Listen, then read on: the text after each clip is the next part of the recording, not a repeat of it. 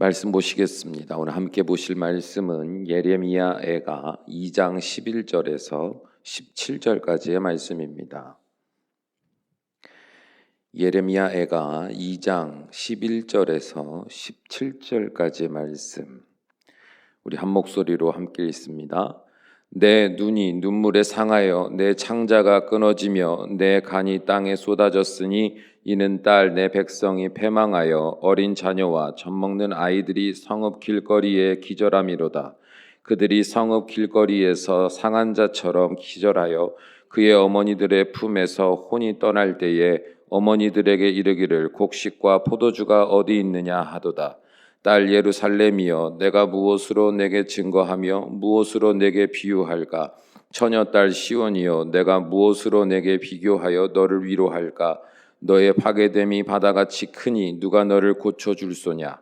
내 선지자들이 내게 대하여 헛되고 어리석은 묵시를 보았으므로 내 죄악을 드러내어서 내가 사로잡힌 것을 돌이키지 못하였도다. 그들이 거짓 경고와 미혹하게 할 것만 보았도다. 모든 지나가는 자들이 다 너를 향하여 박수치며 딸 예루살렘을 향하여 비웃고 머리를 흔들며 말하기를 온전한 영광이라 모든 세상 사람들의 기쁨이라 일컫던 성이 이 성이냐 하며 내 모든 원수들은 너를 향하여 그들의 입을 벌리며 비웃고 이를 갈며 말하기를 우리가 그를 삼켰도다. 우리가 바라던 날이 과연 이 날이라. 우리가 얻기도 하고 보기도 하였다 하도다.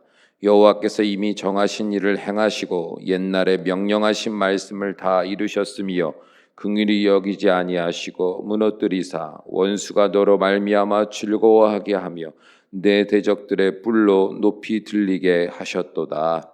아멘.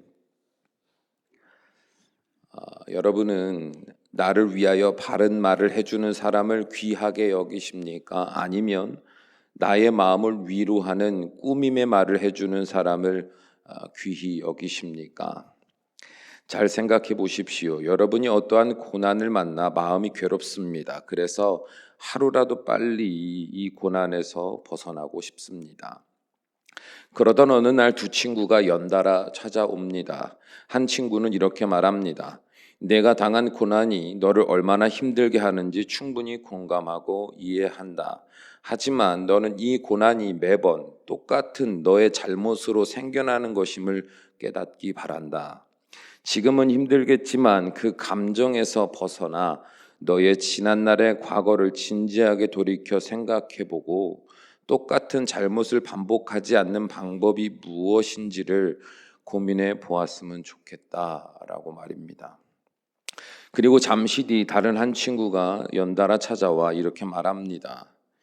내가 당한 고난이 얼마나 너를 힘들게 하는지 충분히 이해할 것 같다. 내가 생각할 때 이 고난은 너의 잘못도 있지만 무엇보다도 내 주변 사람들의 문제도 분명히 있다고 생각한다. 내가 아무리 잘못을 했다고 하더라도 그 사람들이 너에게 그렇게 행동해서는 안 되었다. 너무 마음 쓰지 말고 차라리 이 기회에 너를 힘들게 했던 사람들과 관계를 다 정리하고 새 출발하는 게 좋을 것 같다. 그래야 앞으로 네가 이런 아픔을 또 겪지 않을 거라고 확신한다라고 말입니다. 그러면 여러분은 누구의 말을 마음에 더 깊이 새길 것 같습니까? 첫 번째 친구의 말입니까? 아니면 두 번째 친구의 말입니까?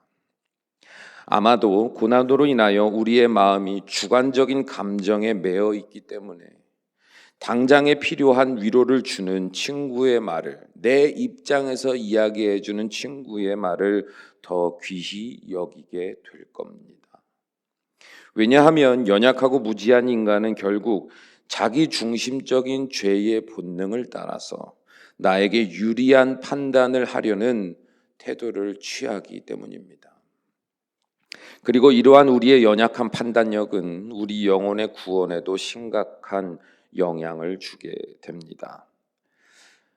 오늘 본문의 말씀 보면 예레미야는 바벨론에게 멸망을 당한 남유다 백성들에게 그들이 이런 비참한 징계를 당할 수밖에 없도록 만든 결정적인 원인이 무엇이라고 말하고 있습니까?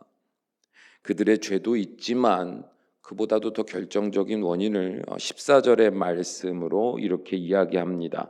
이 말씀을 쉬운 말 성경으로 보면 다음과 같습니다. 내 예언자들은 내게 대해 거짓말만 하였다. 그들은 헛되고 어리석은 환상만 보았으므로 내게 대해 아무 쓸모없는 말만 짓거렸을 뿐 내 죄악을 올바로 드러내지 않았다. 그렇기에 오늘날 내가 재앙의 덫을 피하지 못하고 대족에게 사로잡혀 포로가 된 것이다. 참으로 그들은 내게 거짓된 경고와 미혹하는 말만 일삼았다. 라고 말입니다. 이 상황의 대표적인 예가 이제 예레미야 27장과 28장에 기록되어 있거든요. 예레미야는 남유다 백성들에게 이 고난은 너희들이 우상을 섬기고 하나님을 멸시하며 자기 죄를 당당하게 행한 것에 대한 하나님의 징계이기 때문에 순순히 그 징계를 받아들여 하나님이 정하신 때까지 바벨론의 포로로서 살아가야만 한다고 선포합니다. 그러나 또 다른 선지자 하나냐는 이렇게 말합니다. 만군의 하나님이 내게 말씀하시기를 내가 2년 안에 바벨론 왕을 처단하고 너희를 구원하여 모든 백성들과 빼앗긴 성전 기구들을 예루살렘으로 돌아오게 할 것이니 절대로 그 회복의 소망을 놓지 말고 이 일을 이루실 하나님을 믿으라 라고 선포합니다. 만약 여러분이 그 당시 고난을 당하고 있던 남유다 백성이었다면 누구의 말을 따를 것 같습니까? 바벨론의 침략으로 내 집이 불탔습니다. 내 가족들이 모두 죽거나 잡혀갔습니다. 내 몸도 온통 상처 투성입니다. 마음이 죽을 것 같고 이제 살 소망이 없는 자와 같이 큰 낙심 속에 빠져 있습니다. 그때 예레미야와 하나냐가 여러분 앞에서 똑같이 나를 향한 하나님의 음성이라고 말하며 각기 다른 말을 선포합니다.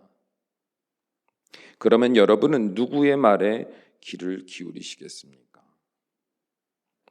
결국 예레미야는 오늘을 살아가는 우리에게 이렇게 말하고 있는 겁니다. 남유다의 백성들은 하나님 앞에서 정직하지 못했습니다. 그들은 하나님과 우상을 동시에 섬기며 하나님의 말씀이 아닌 자기 뜻대로 죄의 욕망을 따라 살아갔음에도 불구하고 하나님 앞에서 늘 자기의 고통과 자기의 손해만을 생각했습니다. 그래서 그들은 하나님이 그들을 다시금 새롭게 하시려고 주신 징계 앞에서도 겸손히 자기 잘못을 인정하고 회개하기는커녕 오히려 그들을 멸망하게 만드는 사탄의 거짓말, 곧 하나님의 뜻을 내 뜻 안에서 왜곡시켜 내 마음을 더욱 완악하게 만든 그 거짓 속삭임을 하나님의 음성이라 굳게 믿으며 그 빳빳한 고개를 꺾지 않았습니다. 그래서 그들은 더욱 비참한 인생의 고난을 경험할 수밖에 없었습니다. 그러므로 오늘을 살아가는 믿음의 여러분, 인생의 고난 앞에서 감정적으로 그 고난의 원인을 해석하지 마십시오. 자기중심적인 죄의 본능을 따라 무지한 판단을 내리지 마십시오. 하나님의 말씀 앞에서 겸손히 고개를 숙이고 오늘 나를 향하신 하나님의 음성에 귀를 기울이십시오. 성령 하나님께서 나를 도우사 이 때를 살아가는 내가 사랑의 주님의 말씀을 귀히 여기며 올바른 분별함으로 새로운 날을 예비하신 하나님의 뜻대로 순종할 수 있도록 그 지혜를 구하십시오 라고 말입니다. 사랑하는 여러분, 인간은 언제나 실수합니다. 똑같은 잘못을 반복합니다. 하나님의 뜻에 순종하며 살 때보다 오히려 하나님의 뜻을 거슬러 살아갈 때가 훨씬 더 많은 사람입니다. 하나님의 말씀을 듣기는 듣되 내가 생각할 때 옳다 여기는 사람의 말, 내 뜻대로 결국엔 선택하고 행동하는 게 우리입니다. 그러므로 하나님이 우리를 향하여 고난을 허락하실 때 혹 우리의 간절한 기도에도 불구하고 응답하지 않으실 때 무작정 내 감정에서 비롯된 종교적인 열심을 믿음이라고 생각하지 마십시오. 하나님의 뜻과 다른 내 종교적 열심은 다른 말로 하면 하나님 앞에 순종하는 자가 아니라 하나님을 우상 섬기듯 섬기는 믿음을 가진 사람일 뿐입니다. 침착하게 그리고 겸손하게 하나님 앞에 엎드려 내 말보다 하나님의 음성을 기다려 보십시오. 하나님이 주시는 말씀 앞에서 이것이 나에게 유익한 것인가 아닌가, 당장에 나에게 필요한 것인가 필요하지 않은 것인가를 판단하지 말고 묵묵히 아멘으로 화답하며 나에게 주시는 하나님의 말씀으로 남이 아닌 나에게 먼저 적용해 보십시오. 그러면 반드시 우리는 하나님이 이 고난의 먹구름을 거두시고 새롭게 예비하신 찬란한 새날의 기쁨을 비로소 맛보게 하실 겁니다. 그리고 더 나아가 이전보다 더욱 성숙된 하나님과의 관계가 형성되어 하나님과 함께 이전보다 더욱 크고 아름다운 일들이 우리의 삶에서 성취되는 놀라운 인생이 되어갈 줄로 믿습니다. 기도하시겠습니다. 사랑과 은혜가 충만하신 우리 아버지 하나님, 온 우주가 어떻게 섭리로 만들어졌으며 오늘도 온 우주가 어떠한 하나님의 섭리 가운데 움직이고 있는지 당장의 1분 1초 앞도 못 알아보는 우리가 과연 하나님의 뜻이 무엇인지를 겸손히 들을 만한 귀가 있겠습니까?